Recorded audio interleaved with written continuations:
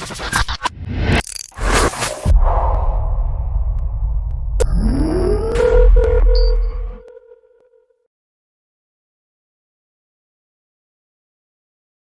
to the Inphamus Hour Live. I'm your host, the Inphamus Amadeuz. All social media platforms at the Inphamus Amadeuz. A shout out to the good folks at Johnny Walker, holding it down. No Hennessy here because our wives drunk all the goddamn Hennessy, but we're fucking with the Johnny Walker once again. Okay?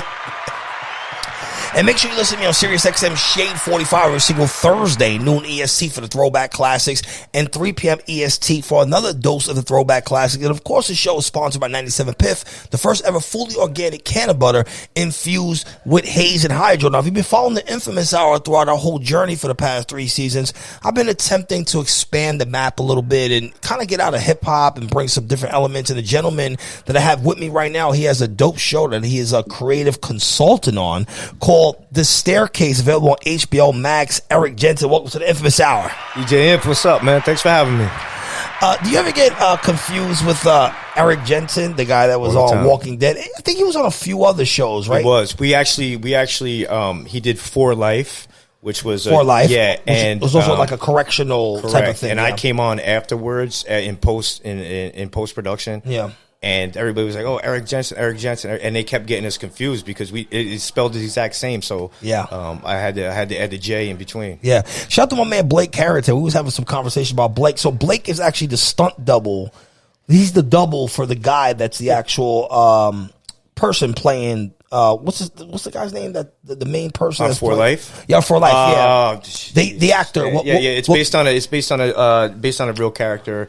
He went to prison. He found a loophole and was able to get his law degree in Cali, and then come back in New York as a lawyer and beat his own case. Yeah, and got exonerated for something that he didn't do. Yeah, so the actual actor, like the stunt double. So I guess like whenever they need him to fill in, and they show like the shoulder of like the main actor. Yeah, he's a stand-in. Yeah, photo double. Yeah, so he's there. Shout out to Blake Carrington. Shout out to Blake. So you have a very interesting story. Obviously the Clinton Max thing, but you actually spent some time in jail, right? And a little bit, yeah. Talk about your story just a little bit. I mean, 12 years in and out vacation time. It's not a long. That's not like a short time to be in prison. I mean, no, it's not. It's not. I mean, for me, 1 day is too long. You know, and I think for anybody, and it's like, you know, from doing the time that I did, you know, I didn't do the 12 all in one stretch. You know, I did the installment plan. So pick the timeline. Was it like 3, 5? Like how I did. You know, my first one was 3.5 flat. Mm-hmm. I had an armed robbery.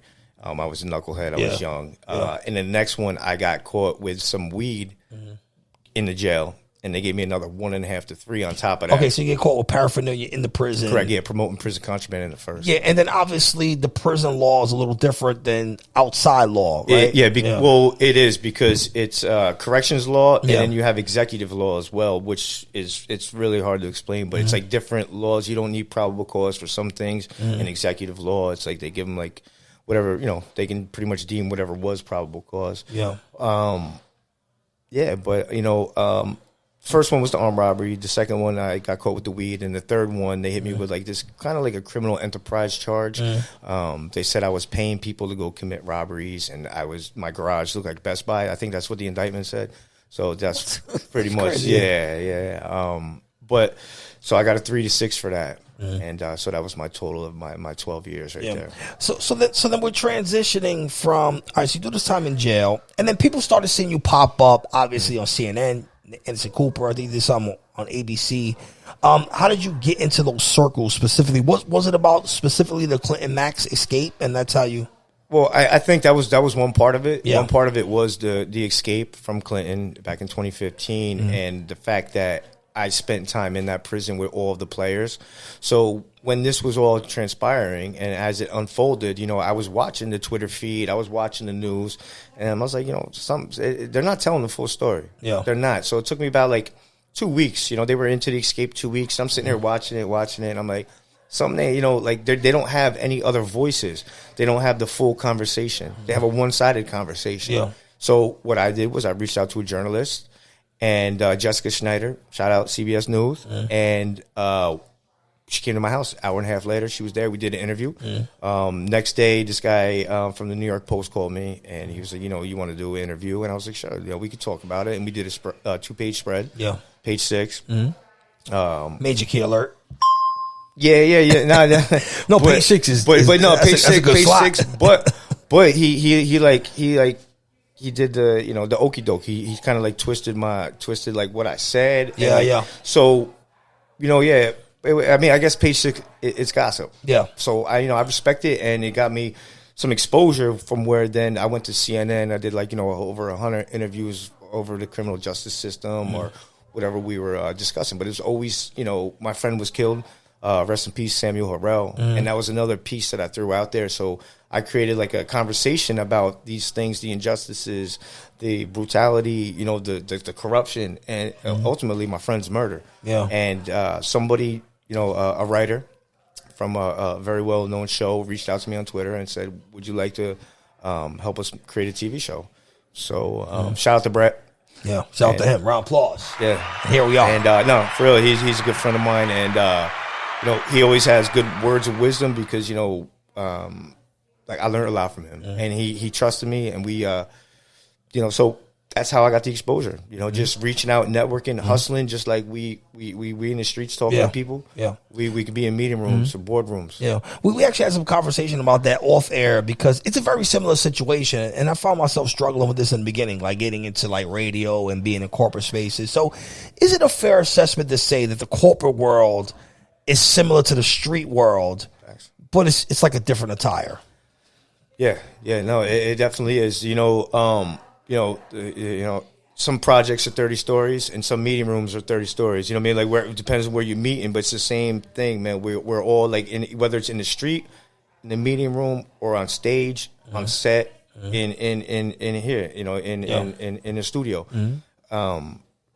It's the same thing, and you gotta, you adapt, just like we adapt to everything that came our way because we made it thus far. Because we all have our own story, and we adapted. And some people keep going, and some people give up. But my thing was like, I gave up. I gave up for 12 years, so I'm not giving up now. Yeah. So that's kind of my drive because it's like, my girlfriend asked me like, why don't you sleep? Like I slept for a long time. I'm good now. Yeah. Like so, and it's my motive. And I think, the same corporate hustle is the same thing. We're trying to either sell a product or we trying to, be the liaison. Like you can go through and you just get your cut off the top, which is the same thing in the streets. If somebody knows the plug and you don't know the plug, then he gets his PC off the top. Yeah. But in business world, that's what I became. So now I opened Jensen Creative because I wanted to be that for people who came from similar or the same experiences or from people that are going through something and maybe help prevent them to go through the same shit that I went through. Yeah. Because, I don't wish that on anybody. Yeah. What was the reason why they didn't name the show Escape from Clinton? Was it what was it like some sort of like legality when it came to the state or? No, it was because, so it's Escape at Dannemora. And then the subtitle is Everyone's Looking for a Way Out. So if it's not just the two inmates escaping, if, in the show, we speak about the corrections officer, Gene Palmer, who actually slid the meat past the metal detector, didn't even ring it up. It had hacksaw blades in it. But he had a close relationship with the two guys as well. And he was looking for a way out of Plattsburgh, Malone, that upstate Dannemora area. Yeah. He was looking for his way out. Joyce Tilly Mitchell, the head seamstress, the civilian employee that, Dave Sweat was, her pretty much her, her right hand in the Tailor Shop. He handled all the inmate stuff. She was looking for a way out. She was in a messed up relationship. That's a whole nother story. So the deeper thing is multiple people are looking for a way out. At Dannemora. Yeah, the way that you're explaining it, correct me if I'm wrong, is like multiple people are in their own prison, whether it's like physically in jail by the state or in a relationship or at your job, and they're all trying to figure a way out. That's absolutely correct, and that's why it originally was Escape from Clinton. But that kind of sounded like too cliche, kind of like, the Clinton. it's something different, like Dannemora. Have you ever heard that word before in your life? Yeah. So it's like escape at Dannemora, because Dannemora is just the town. The prison is Clinton. So I guess it added dimension to the creativity. Like, it's not just about the prison break. It's about people's personal lives and how people go through maybe 10, 15, 20 years working at correctional institutions, and then one day they're escaping with them. It just happened the other day, you know, with Vicky White. Yeah. You know, and it's like, wow, she was a decorated officer. She sold her house, collected her 401k, and took off with them. Yeah. So it's like, what drives people to do this? And it's boredom, fantasy. You know, I kind of feel like when you look at people that are in like a public figure perspective, right? Because a celebrity is a public figure, but a public figure goes beyond being a celebrity. Your law enforcement is a public figure. Your firefighter is a public figure. Servant, like a civil servant. Like a civil servant. Yeah. So they kind of look at them almost like robots. Like, you know, my sanitation people come every day and they pick up the garbage, and I look at them almost like a robot. And then in these type of situations, specifically in prison where you're spending so much time with someone, obviously there's the human element involved, and you're dictating this in the story. Correct. We go into that vastly. You know, we show how she's like bored with her life, how she's just became mundane, but now she's she's helping these guys escape. What is that thread? Yeah. What connects that? Like a normal woman that works for not even the Department of Corrections. She's a civilian. So it's like she comes in. So she just works actually in the jail. Yeah. Well, Corecraft. So in the New York State Department of Corrections, there's a company called Corecraft, and it's pretty much slave labor. So you get paid. I got paid 30 cents an hour. Yeah. To so close. And is that legal to be able legal. to? Yeah, it's legal. Well, they have, like you said, different laws. Yeah. So it's not criminal procedure, it's not penal, it's not civil, it's executive law. So who governs these laws exactly, where like an inmate can work for $7 a week? I mean, minimum wage in New York State is $15. Yeah. So how is it possible that an inmate can work for $7 a week? That's something that I don't even know, because the Inspector General's office and the Commissioner of Corrections run the Department of Corrections. You know, so the IG is pretty much, you know, it's like internal affairs in NYPD. Let's put it like that. You know, like we got NYPD, then there's internal affairs. They come down and they inspect the police. Same thing with the Inspector General and the Department of Corrections.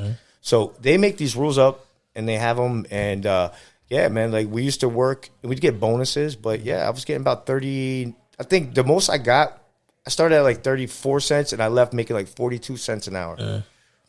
And that's like a civil upgrade. Like, I mean, I mean, but no pun intended, but that was like, that was the ideal employment you wanted, because in a tailor shop, they had special housing, not special housing. You were in a cell block with everybody in the tailor shops. Yeah. You know. Okay. So you were specifically with people that work in your craft. Yeah. Yeah. And, you know, there was certain perks, but I mean, you're still working for 38, 42 cents an hour, or whatever it may be.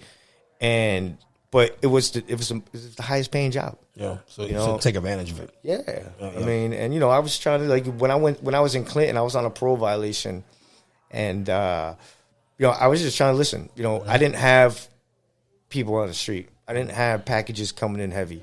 I didn't have money on the phone. You know what I mean? So what I had to do was work. I had to hustle, whether it be in the yard or in the tailor shop. Yeah, it's a different lifestyle. Once again, you're watching the Inphamus Hour. I'm your host, the Infamous Amadeuz. This is the Inphamus Hour every single Thursday, 9 p.m. here on Boombap Nation, Facebook, your airports, and everywhere you can get your podcast. And I have Erik J Jensen in the building. Now, you have this amazing resume which consists of creative input on multiple things. But, you know, working with Benicio del Toro, I'm sure there was some sort of creative thing that you had to do with him to get him prepared for this role, right? Because this is a big role. It's a Showtime series, and it's an element that he's never been in before. I mean, that is correct. So once we did finally attach a director, which was Ben Stiller, to the show, we, you know, attached actors, which were, you know, Benicio del Toro, Paul Dano, Patricia Arquette, amongst a few. And so what I had to do was, you know, I flew out to Los Angeles to go link up with Benicio to help him with the character development, to go over the script. And then, when we finally got into production, of course, we'd meet up in the trailers, the Mercer in Manhattan, and we'd go over the script because a lot of times, what Ben Stiller wanted on this was the veracity, authenticity, and truth. He didn't want to tell it. So that was like his direction of what he wanted as a director. Yeah. And he gave me carte blanche with the prison shit. He said, do what you do.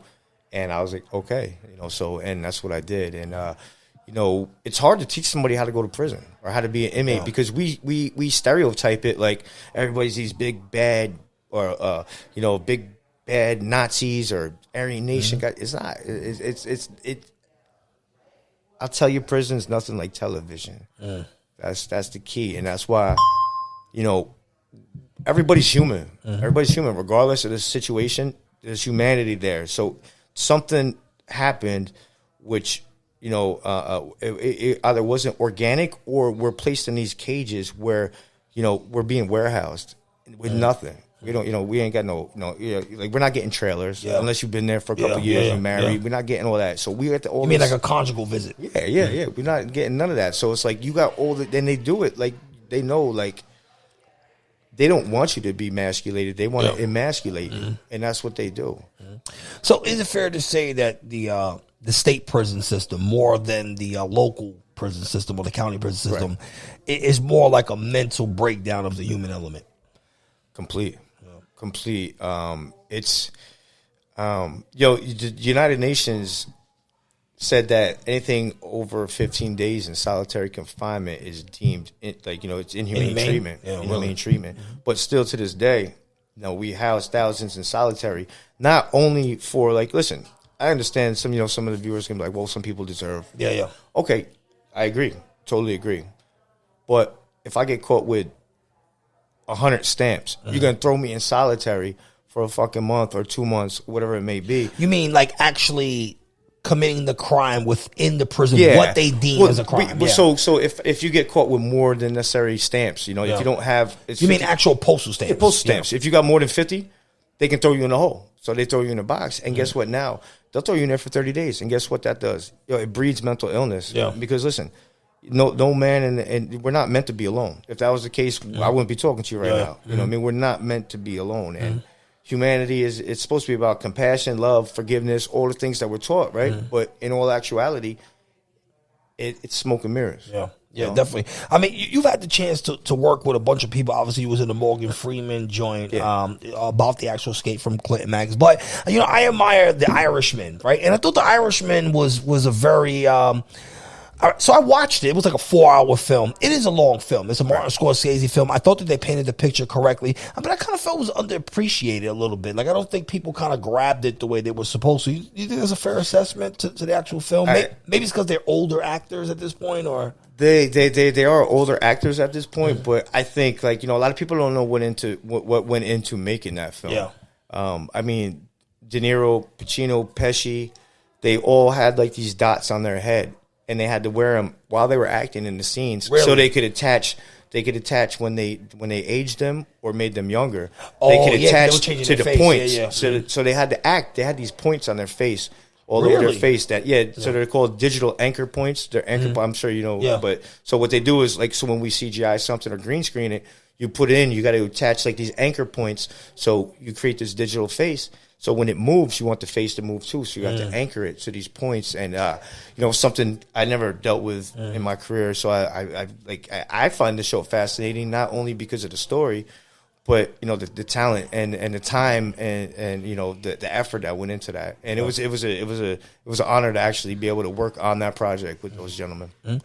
How do you go from a space where you're like a creative consultant? Obviously, these companies are bringing you on because they want to emulate real life and they want real life opinion. So how do you go from behind the scenes? Because this is a level behind the scenes that goes from behind the camera. Right? Obviously, somebody's filming me and you right now, right? Yeah. And then there's people working that, and then there's people governing them. So how do you actually go from there to actually being like a Nazi on the show? How does that? What type of game is that? What type of yard talk is that? Yo, listen, man. If there's more than one check, So I love being a part of the creative process, and I love the fact that I can emulate something I'm not. Yeah. And to be able to do that, and still all my friends like me. I mean, maybe not. I don't know. But no, like to be able to emulate something where I'm not. It's cool. It's kind of almost like, you know, you live outside yourself for a little bit. Yeah. And it's like you get to, like, you know, it's just being natural. And you know, don't get me wrong. They weren't handed to me. You know, I had to audition. Mm-hmm. You know, I had a couple thousand people I auditioned, and you know, I mean, maybe it helped that I know the directors, but you know, he ain't gonna cast me if I didn't have the talent. So you know, it's kind of cool because now I see it as, you know, now I'm not just selling prison stuff, because you know, you don't want to get typecasted too much, like you're just a prison guy, because I'm a lot more than a prison guy, you know. But acting, it takes you out of that spectrum, you know. It takes you, like, now you're like doing something like it's pretty cool, man. It's really amazing. Definitely. This is the Infamous Hour. I'm your host, the Infamous Amadeuz. Shout out to Boombap Nation, the loyal citizens. Now, you actually worked on two of my favorite shows, which is The Blacklist and Ray Donovan. So, and for me, both the shows kind of went left a little bit, right? So we were talking a little earlier, like the girl got killed, his daughter, and you know, how does a show like that exist after season 7? I mean, it's still going, obviously, right? It's probably going to keep going. You know, just from being someone behind the scenes, because obviously you were a creative standpoint. Like, what was the thinking into killing off Keenan, right? Like, to even that was kind of crazy. Yeah, I mean, you know, I left after season 7 was my last season there. So you were actually working on that season? I was consulting on the show. On the Blacklist. On Ray Donovan, I wasn't. The writers of Ray Donovan were the ones who reached out to me on Twitter. So I never worked on Ray Donovan, but I love that. I used to love it, and then, you know, it changed after the writers left the show. And when we started doing our thing, you know, the show went downhill. You know, it was bad chemistry between them and the showrunner. But you know, Blacklist, I mean, you fall in love with a character. You watch so many seasons, and then it's like, you know, now it changes, but you still want to watch, and maybe you're disappointed, but I think they still got through to you because you feel the emotion for the show now.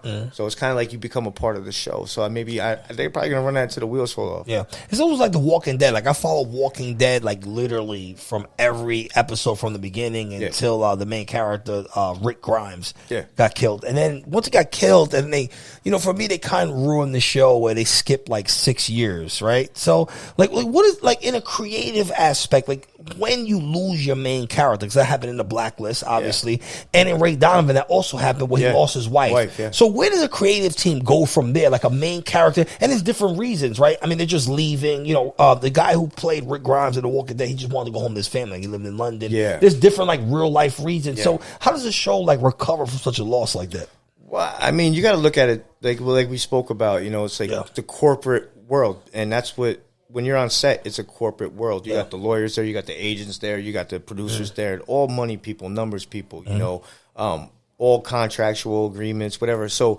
like, if he's having a problem, God knows, you know, whatever the reason may be, or whatever, he wants to go home, like you said, or he's got another show coming up that's going to pay more off of this. So what they'll do is they'll write you out, you know, and sometimes you know, some people get written out and they don't want to be, but you know, it's.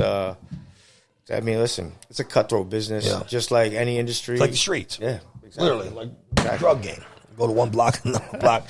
So, you know, the most interesting thing that I got off camera was this new project that you have. Staircase? CrisisCast.com. Right? So, false flag. False flag operations. Now, so we've all heard of a false flag operation before, right? And it's kind of been like a myth, right? It's like the big, you know, elephant or butterfly in the room. You know, you got 9/11, you got Ukraine, you got this, that. And there's been multiple memes and multiple situations where you'll see like the same guy who's like on soil in Ukraine. He's in front of Sandy Hook. Fact or fiction, this is a real thing. I mean, I from the project that I've been working on, and you know, we're way in the early stages. I believe it's real. I believe it's real, and you know, I'm not trying to push an agenda or anything on any of the viewers or anything. But listen, man, there's some messed up shit going on in this world, and people are pushing their own agenda. And it's the thing, you know, they started back in the 60s, PSYOPs. You know, it's like MK Ultra. It's like they brand stuff just so we watch it. We know jingles from freaking fast food restaurants, but we don't even know what our great grandfather's last name was or middle name, or shit like that. They program us to know certain shit, you know. And so from my knowledge of this, you know, world, because this is like a whole different, like, I'm trying to think the best way to put it for the thing. I'm not like a conspiracy theorist or anything like that, but I'm researching the show that, you know, we're shopping around, and things just don't add the fuck up. They don't add up, and when they don't add up, that makes me. I'm not dumb. You can't just, you know, piss on my leg and tell me it's raining. You know, that's like a dude with a prosthetic leg putting it in the pool and telling you the water's cold. Yeah, you know, it's the same shit, right? Yeah. So, like, it's like, how do you go about this discussion? Yeah. How do you say you're unpatriotic because you want the truth? Though, like, you know, it's kind of like it's you know, censorship at its finest, because you're only allowed to believe what they tell you. Anything else is fake, false, third party, or you're a conspiracy theorist or a terrorist. A terrorist. Because we've seen people like InfoWars for years talk about crisis actors and this. So in a theoretical aspect, so what it would be is, it would be a staged event, or would it be a real event, and then they hire people to come in and act in certain roles to make it believable to the public? Yeah, that's correct. They have numerous websites. So really, like, you could actually go. We could. Yeah, it's like a mail order bride. We could order a crisis actor, and we could probably have one here tomorrow playing dead on your front stoop. Like right now. Yeah. So like if I smack the shit out of my neighbor, because you know, he made better steps than I did, and then I could have someone come with a news thing and hire people to. Oh, you can hire crowds. You can hire crowds. You can hire entourages. You can hire like up to stadiums full of people. They have this. Really? Yeah, crisiscast.com is one of them. And then, I mean, you can go on Craigslist and look up crisis actors, and they probably got one for sale near you. You know, they don't have no conscience. They'll come and do whatever they want. And but what they're actors portraying either victims or whatever your agenda is, whatever point you're trying to get across in your marketing, scheme. And you know, in my opinion, they have these people that also work for governments. And, you know, as you can see, like the thing with Ukraine, they had a couple hundred people in these body bags behind this news reporter, and he's talking about these are all the dead bodies, and one of them gets up on live TV out of the bag. Like, how do you explain that? Yeah. Like, how do you explain that? You know, like, not like he was even shot or anything. He just got out and, like, you know. And just walked and, like, rolled the blunt right off him. So, you know, there's certain things we, you know, I understand believing in what's ours in our country and our, you know, the patriotism, whatever. But there's a thin line, like when we're being played. How patriotic is that when they play the communities and the public and the nation and the world? Yeah, that's not patriotic. So, you know, how do companies get away with this, right? Because this is actually bigger than like a government structure. You're talking about like a legitimate LLC that opens up a business and says, okay, my business is going to be crisis actors, and they have legitimate companies like CNN, Fox News, this guy, that guy, coming and hiring these people. So how do you get away with something like this?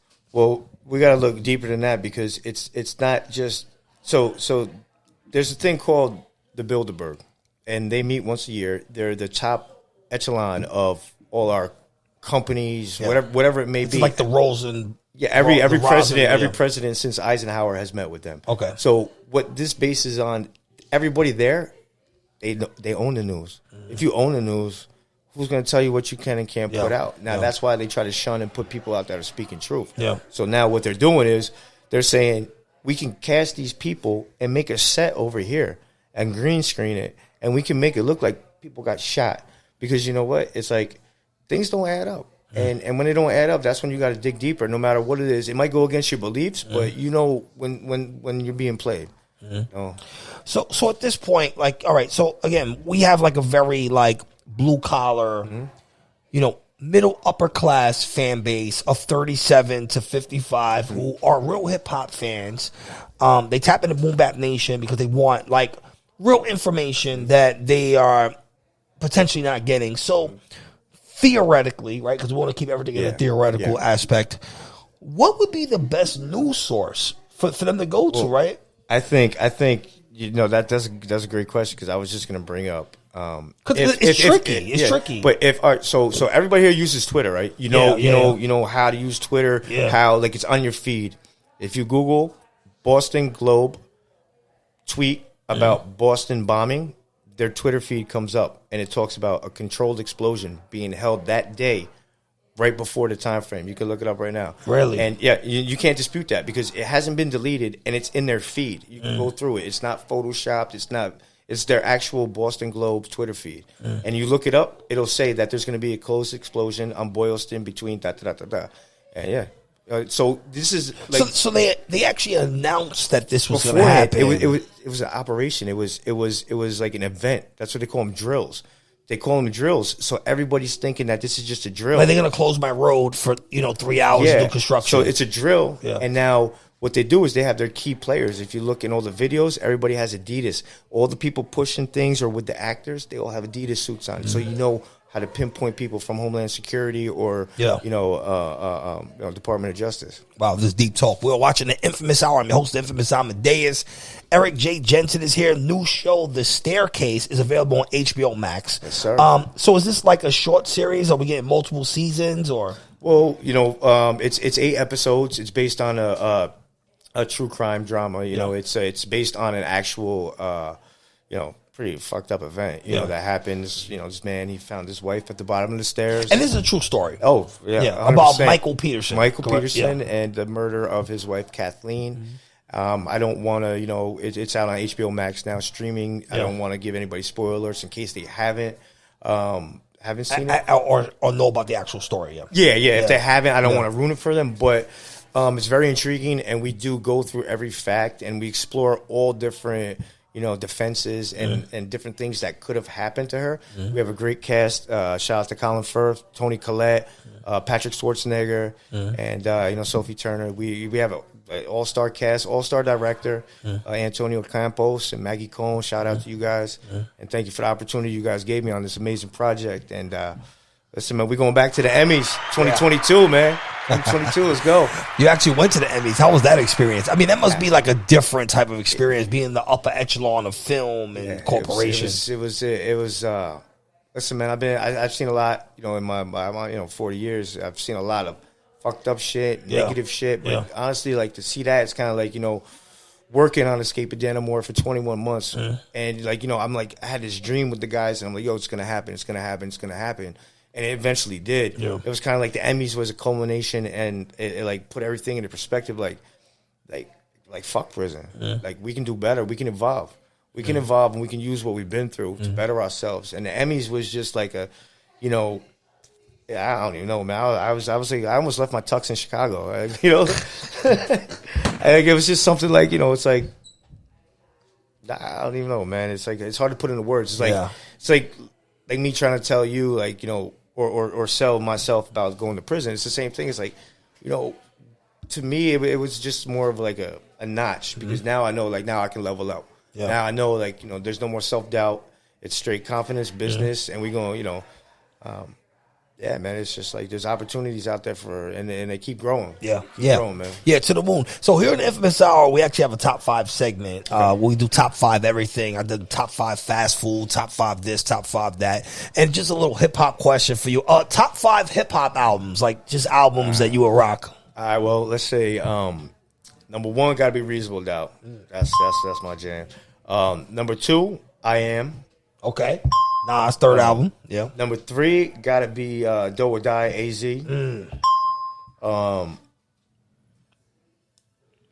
Number 4 gotta be Recovery. Eminem. I think Recovery. Yeah. Eminem. Yeah. And then All Eyes. All Eyes on me. Tupac. Yeah. And don't gotta be in that order. Yeah. Because it's hard for me to even put the top 5 like that. But it's just how I grew up in Queens. So I always had that. I always had my ear to the street for the music and what was coming out, and a little different. It's not as mainstream as everybody else because we all say Ready to Die, Life After Death. Yeah, Illmatic. But it's just something it's different.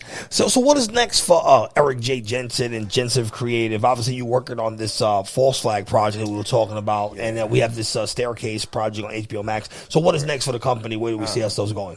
Well, currently we're in pre-production for another show that I'm actually going to be directing it. It's my directorial debut. It's a pilot. It's called Looks Can Kill. So it's going to be it's something new for me, and I think it's at this point where we get so many. We hit a plateau in what we're doing, and we want to break out into something new. I think we spoke about it. Yeah, we spoke about it before. It's like we're good with what's comfortable, but growth only comes in uncomfortable situations because that's how we either become smarter or stronger. So we're going to be doing a casting call next month, and everybody listening, if they want to reach out, Erik Jensen Official on IG and Jensen Creative Consultant Agency.com if you want to reach out, see what we're up to, and listen, man, we're accepting all submissions. Final question. What advice would you have for someone who may be just coming from your original position, right? We have people getting released from incarceration every day, right? And they're watching someone who's been to the Emmys, that has some sort of creative control in any aspect of shows that are on Showtime and, been on CNN and getting their opinion out there. So, and a lot of people that's coming from the incarceration, they kind of feel like they have no hope. They kind of feel like they've just been exiled from society. So what advice would you have for someone on how they can actually move forward and have an actual contribution to society? Well, I think the first thing, is don't get discouraged, because there's going to be days where you feel like giving up and grabbing that thing and going to do something, or, going out on that block and making some, whatever, doing whatever the fuck you do, and just don't give up, because you know what, like we all make mistakes, but we're better than our worst deed. We're better than the worst thing we've done in our life. You know why? Because we still have time to move forward and to forgive people and to be forgiven. And, and most importantly, you got to forgive yourself, because a lot of people hold this guilt and this animosity and hate inside of them, and they don't know who it's for, because they don't realize that they hate themselves for the shit they've been going through and the shit they've been doing, shit they did to their family, their kids, whatever. But they have this ego, so drop the ego. Be yourself. Be yourself, be real, and don't give up, and holler at me. If you got, listen, bring something to the table. You want an opportunity, like I said, shoot me a DM, shoot me an email, and I know what it's like.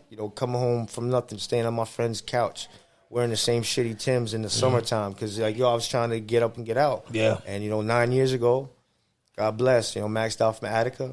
I ain't never looked back. Yeah, round of applause for that shit. Fuck Attica.